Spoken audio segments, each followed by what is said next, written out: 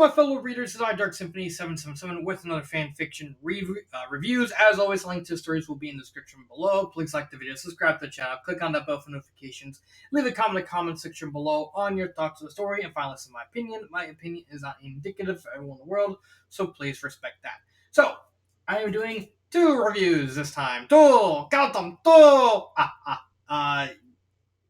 This is mainly because I need to actually start hammering some of these stories I finished reading, because I'm going through like a big old backlog of like, at this point, nearly 60 stories, around there. And I need to and I'm trying to make my way through them as fast as physically possible. And some of them are going to take longer than others because the majority of stories are like under 100,000, but like the ones that are over 100,000 are around 300,000 average and all that stuff. So I have to do 1 or 2 stories in one video if applicable. Usually, if either like there's not much worth talking about in one of them or both of them, they save me some time and save me some time. But that's actually the case with this time, with the first story being FanFiction Royal Rumble by Lord Ryu TJ. This is a dumb story. I'm sorry. I remember reading the story years and years ago, and I like it. It's like I couldn't realize why I liked it. And then when I came back to read this a couple days ago, because I actually read this in like an hour, because it's not a long story, I was like, oh yeah, oh I know why I like that story. It's still, it's stupid, it's over the top, but I love it. So, what's the deal with this story? Well, there's not much in the way of character development, I will tell you that. Plot, it's a Royal Rumble. That's the plot. It's literally just a Royal Rumble where the author takes 30 actual real life wrestlers and 30 fictional characters, random fictional characters, and then they just put them in, and the author just puts them in a Royal Rumble and says, who wins? That's it. There's not much to talk about because it's literally the entire plot. But it's so... This story... Okay, so for those of you who don't know, because there's probably a lot of people out here who don't know what a Royal Rumble is. A Royal Rumble was an event that was actually created in the 1980s by Pat Patterson. The long story behind it is Vince McMahon wanted to do a sort of big event for CBS, and Pat Patterson had this idea for a type of battle royal. Basically, a battle royal in wrestling is you put like 20 wrestlers inside the ring at once, and basically they all try and get each other over the ropes, and the last person standing wins. That's basically what a battle royal is in wrestling. And Pat Patterson thought of this idea to do a variation of a battle royal, where instead of everyone being in the ring at once, we have 2 people in the ring starting, and then after a certain amount of time, another person goes to join them, and it still has the same role, basically last man standing. They actually tested, if I remember right, they actually tested it before the CBS event, and Vince wasn't a big fan of it. However, when the CBS idea came along, he couldn't think of anything.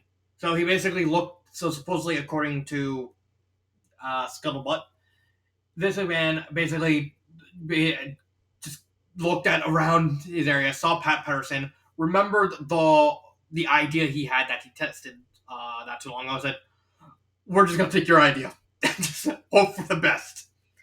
And thus, the Royal Rumble was born, with Hacksaw Jim Duggan as the very first winner of the Royal Rumble.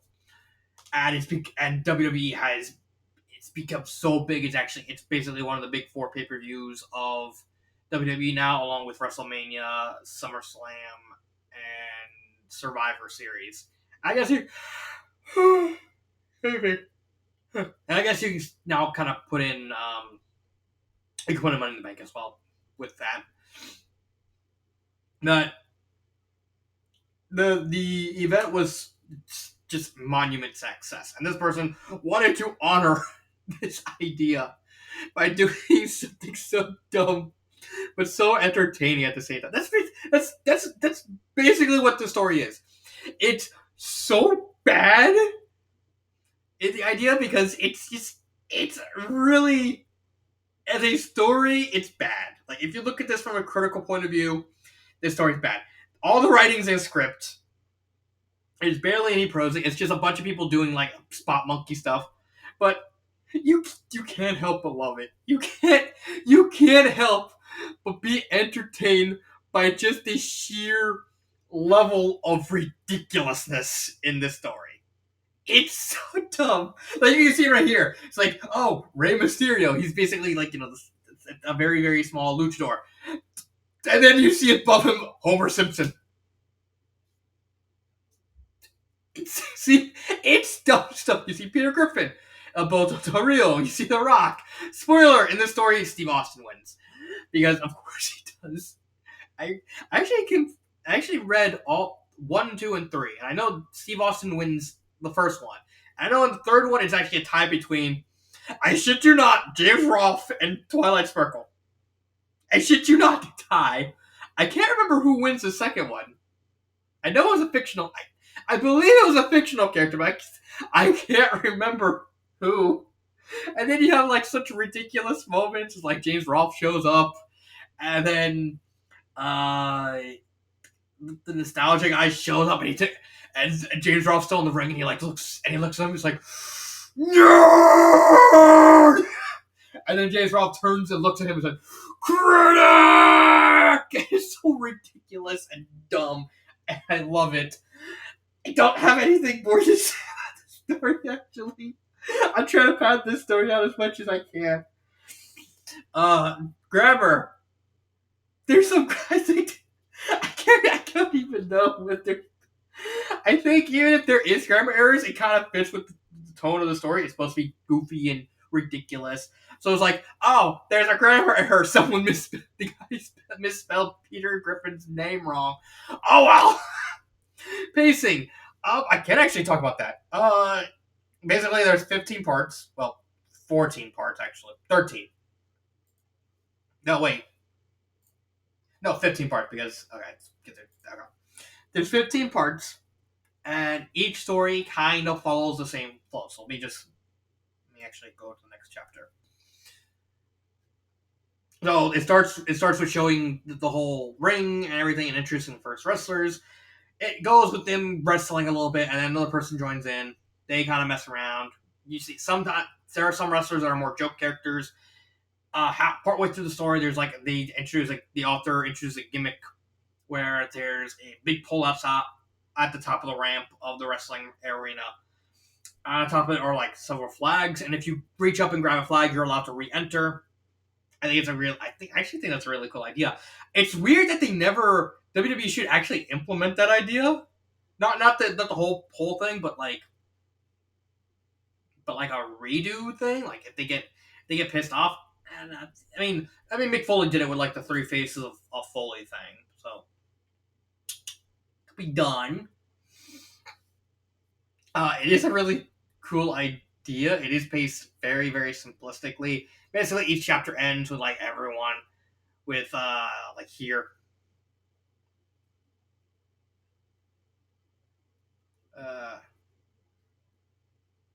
Yeah. See,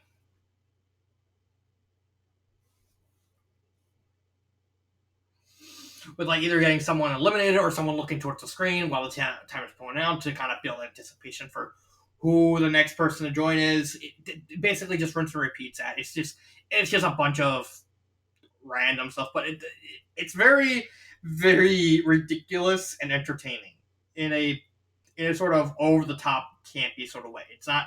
There's a story you're not supposed to take seriously. This story that's like, oh, it's a good story. It's a bad story, but I still love it either way.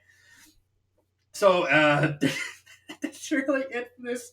That's really it for this. There's just nothing to talk about. I know the next 2 stories kind of expand upon the project, on the whole thing, kind of give it at least give some character and at least a minor plot point here or there to try and give something to fill in the gaps, everything. But this one's just throw people over the top rope. Oh, here comes Kane. Throw him over the top rope. Here comes the Undertaker. Throw him rope. Triple H and Shawn Michaels and Peter Griffin and Batman. Batman shows up and he basically just Batman things and glares at people. It's like, what are you doing? I'm glaring at you. Get over the top rope. No. Did you just throw me? Did Batman just eliminate me from the Royal Rumble? Yes, I did. So dumb. I'm sorry, I couldn't help it. I couldn't help it. And it has all. The story has all the nooks and crannies of how Royal works. So it's like functionally, as someone who's a wrestling fan, it's actually functionally perfect. Because it does capture what a Royal Rumble is. As stupid as it is, I can't deny that at least it captures the energy of it. Would I recommend it? Yes. It's dumb, it's stupid, but it's fun. And at the end of the day, some stories are just written there to be fun and stupid. This is a fun and stupid story. If you're looking for a serious story, go elsewhere. You're not going to find it here. Favorite part? Probably like the nerd critic bit. It's just like the Batman thing. It's dumb. It's stupid. It's like the fact that the author at least tries to keep it a running gag. It's actually a running gag throughout all three stories. Both of these two people show up, whatever, and they always end up being in the ring together. And whatever happens, they always glare at each other and go nerd critic, and basically just wail on each other. It's like it's a fun little thing. It's full of just dumb gags and stuff like that, but there's not much in the way of that. So let's just go into the next story. Paws and Hooves by Sushi Fishy. It's a random fanfiction. Oh, this one, at least this one has more substantial stuff to it. At least. Okay, on to the next story. I got off topic. I got distracted by something off camera. Ignore that. So, Paws and Hooves by Sushi Fishy.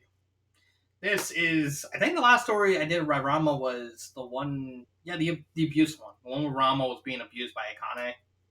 That was very dark and disturbing. And I actually cried. It was very sad. Yeah. That one.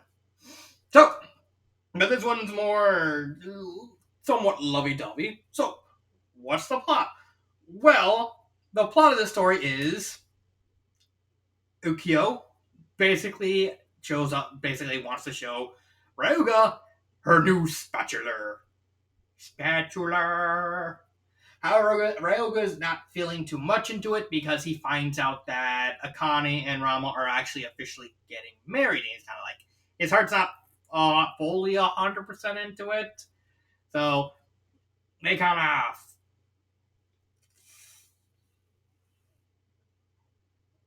Yeah. Basically, Ukyo's wants to use the spatula to just basically like, I want to break them up, so spatula! Spatula! Arr! However, Ryuga tries to kind of get involved into it, trying to stop the fighting, and then Shampoo shows up. And what happens is, Ukyo hits both Ryuga and Shampoo with the spatula, and sends them flying all the way to the Philippines. And then they get stuck on an island, and they get wet, and now they're actually turned into animals, and they can't really communicate. So the plot basically involves them trying to get off the island, but also trying to turn back into human, because they're kind of stuck like that. And it's a quick little story. It's only like 3,000? How long is it? It's only like 39,000 words. It's not a long story by any means. The story does have some neat little bits and pieces here and there. They get attacked by a boar. Ryuga kind of since he's he's able to communicate with the boar, and the boar's like, nah, I just want to kill you. And eat this little minx right here. Kill the minx. Because for some reason they mistake Shampoo as a cat as a lynx for some reason. Let me kill the lynx. And Ryoga ends up killing the boar. He kind of feels bad. There's a part where Ryoga's trying to get Shampoo to try and get over going after Ranma, and then Shampoo kind of starts fighting, and she's just futilely hitting his chest, like not doing anything, and he just basically just tips her over, and it's like, I lost. You must marry me now. Wait, what?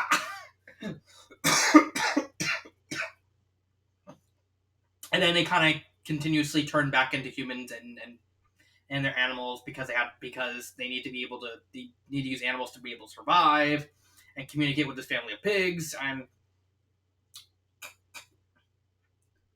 there's a lot of small stuff happening around. So where was I? I got a scam call. I hate those.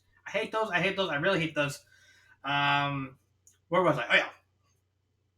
There's a lot of little details in the plot, like Ryoga kind of as a pig, he gets end up in a little town of pigs, and then Shampoo kind of nervous because Ryoga being Ryoga, he always gets lost, ends up wandering in it. The wife of the pig that Ryoga killed, however, Ryoga doesn't know that. However, the wife doesn't know that Ryoga is the one that killed him. Falls out to them because she does find out and she attacks him, and they kind of tell they kind of spill the beans and they realize we're human, we're just killing the animals, and she's like, and the mother's like completely heartbroken. It's like, just leave me alone. You're not allowed back in my town, in the pig town. Otherwise, we will jump you. I don't know if that will be effective, but we will.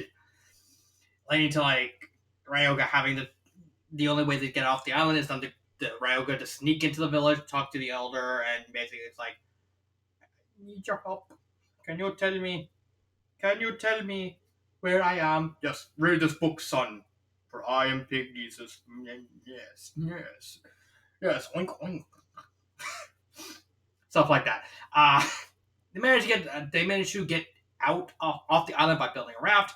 However, a new, however, they get turned into animals one more time. They get saved by a fishing boat, and they manage to get sail. They manage to get back home to Japan, where they basically both of them tell Ran Monokane, we're not going after you anymore.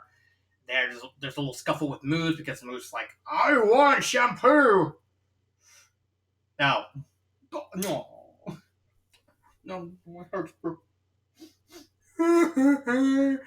Heart over the top crying, and we got all these little bits and pieces, and finally the story kind of ends with them actually getting married because of the whole Shampoo's tribe thing. It's like, you beat me, therefore you marry me. Well, that wasn't a fight. I just tipped you over. You beat me, so marry me. And I do eventually fall in love with each other, and it's sweet. There is a big problem with the plot though, and that's actually not even the plot. It's just this. Um, it honestly felt like the author was trying to do like a Castaway thing, but they're kind of stuck, and they kind of have to communicate through like non-verbal communication and all that.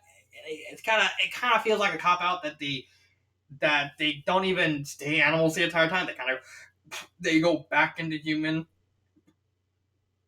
So it just feels like a cop out to me in terms of the plot. The fact that the author said the whole point is like they have to survive and escape on an island as their animal selves, but then they kind of turn back into humans. Not even like halfway through the story. It just feels like a cop. It just feels like I got cheated out of. Characters. There's only Ryoga and Shampoo. Both of them are actually written as you can get. You have Ryoga, who's kind of at the beginning, kind of feeling, kind of heartbroken because like he realized that he will not be able to get a Kane, but then over the course of the story, when he starts to crush on Shampoo, he realizes maybe losing a Kane is actually worth it. It still hurts, but I do have someone now, and she actually cares about me back, sort of. kind of. I'll deal with it. And then you have Shampoo, who basically has a sort of PTSD arc going on where because of the attack on Ukyo, uh, she gets thrown in the water and actually nearly drowns to death. So she kind of develops like a minor case of aquaphobia whenever she falls asleep. So it's like she's awake, she's fine. When she's asleep, she's constantly dreaming of being drowned by Ukyo, and that kind of causes her to turn. That's actually the reason why at the end they kind of turned into the animals the last time while on the boat. She falls asleep and she has the nightmare again, and she just basically partially tips over the raft. Basically, gets them both web turns into animals and all that. They do work to there, but largely Shampoo is trying to better herself as well. She does realize over the course of the story that Ranma's not really going to receive her feelings back, and she kind of starts saying like the same thing as Ryoga. It's like Ranma don't care about me, don't care about Shampoo, but this man, big man, he care. Me have crush because of course Shampoo gotta have the big grammar. But largely they're really it's really basic. There's not too much depth to them, but just enough that you kind of care about the fact that this is one of those stories you kind of at least need to know a little bit about. You don't need to know a lot about Rama. You really just need to know about just the fact that Ryoga kind of is crushing on Akane, so wants to attack Ranma, and Shampoo wants to attack Ranma, wants to get Akane out of the way because in her culture, Ranma beat her in a fight, and according to her culture, if you beat a young maiden, you must marry her. That's really all you need to know about their characters, and the fact that they both kind of want to get their hands on and break up Akane and Ranma. That's pretty much it. Other than that, you really don't need to know anything about the show or the characters or anything like that. Maybe Ukyo because the fact that you'd probably be confused by why the fuck is she fighting with a giant spatula. It's like because that's kind of her thing. She has giant spatulars.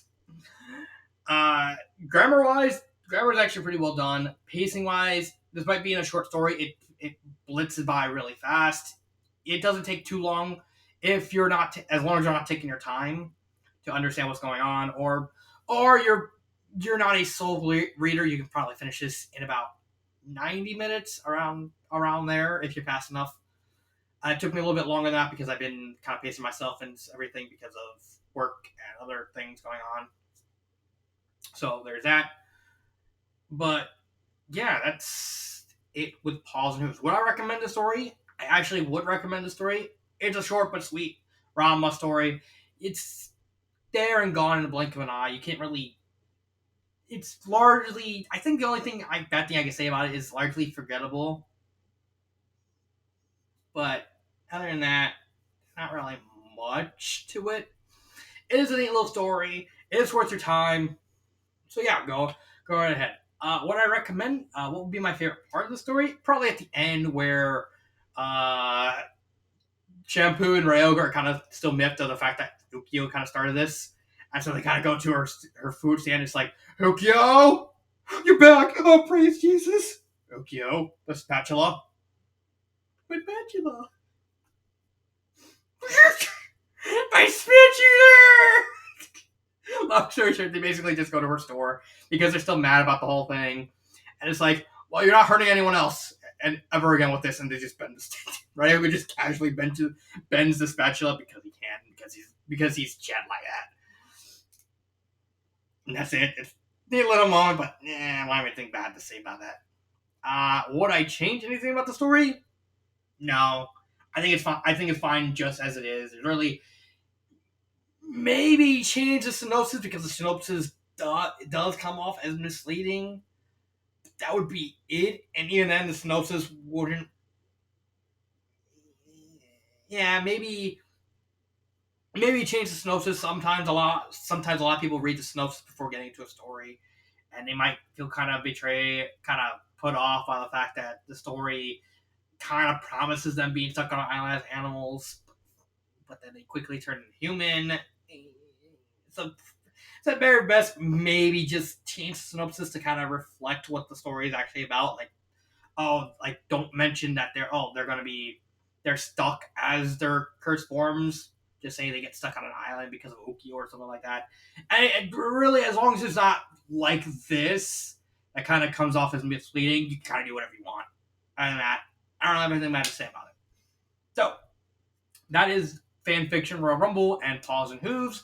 This has been Dark Symphony 777, and